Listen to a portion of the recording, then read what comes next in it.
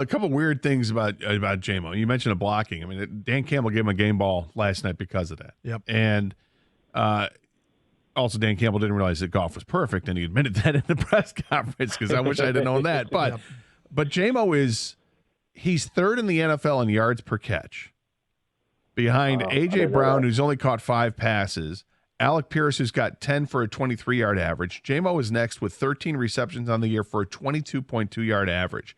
He's got more receiving yards at this point than Amon-Ra St. Brown. So it's all put in perspective. Nobody's complaining. We're all loving what JMO's doing, and he's starting to realize that potential. We know. Get the ball in his hands, he's electric. His feet just carry him to places that nobody can go. And there's plenty of footballs to go around. They only had 19 passes last night, and one of them came from a wide receiver. So it's kind of crazy how this offense can look with so few plays. I mean, it's less than 50 plays that they actually ran without the penalties last night, and they had over 400 yards in offense. He was high stepping at the 30-yard line, I believe. He was gone. He was. I mean, talk about in the clear. As soon as he caught it going across the middle, he gone. You can't catch him. It was a really well-designed play. And it was actually a perfect pass, too. Yep. Kind of dropped in.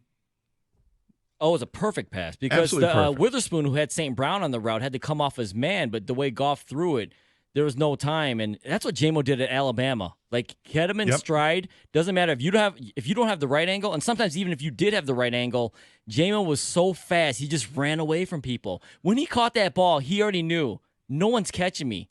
The angle you're at, where the back is turned towards me, I'm hitting stride. See you later. Jared Goff did not throw a bad pass last night. Those passes were all iron target. I think damn near all of them in stride. When he spun impressive. When he got spun out, like he was hitting the backfield and he did the spinorama and then delivered, I think it was to JMO. It was to JMO for 10 yards, yeah. I mean, that was Jared Goff kind of at his best, even under pressure, even, he's like, as much as, Jared's strength is not running away from stuff. I feel like they're utilizing whatever skill he has. I feel like they've decided we're going to tap into whatever that is. And so they got him on the bootleg to seal the deal in Arizona last night. They had him out running a route. He got targeted once. Good, and made one catch. Catching it, yeah, touchdown. But he to start the game on the first drive, I was a little nervous because the first pass he throws, he's got that like little rollout, and he had 3 options of players he could throw to at various stages downfield, all on the same side.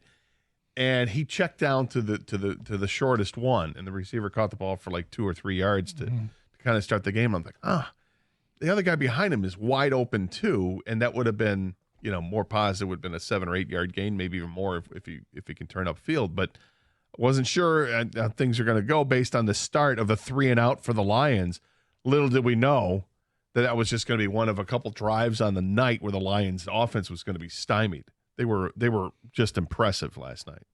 Just for the record, too, I was fully well aware of Jared Goff going 18 for 18. When I sat down, I print up the game book, and I sit down, and I have the things I go look at. I look at snap counts. I look at QB hits. I look at yards per play. I look at yards per rush, like I'm going through post-game.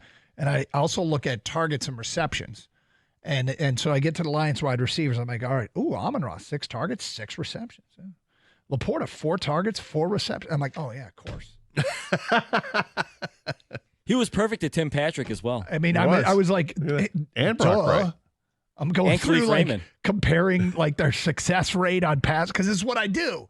And it's one of my post-game routines when I get the game book and I started going through it. And I'm like, oh, that's good. That's good. Oh, of course, you dummy. The Lions as a whole didn't miss a pass. I know, right? St. Brown, 1 for 1. Jared Goff went 18 for 18. Geno Smith had 18 incompletions. Lions improved to 3-1. Geno Smith is good. Don't get me wrong. Geno Smith is good in Seattle. Hey, I thought the Lions defense would do a better job, and that's why I predicted the Lions to roll last night. And I don't care whether they did or they didn't. I'm glad they won. They won by a margin that would assume that they won comfortably, but it wasn't a game where it was particularly went the way I expected. Nonetheless, you get a win over an undefeated team.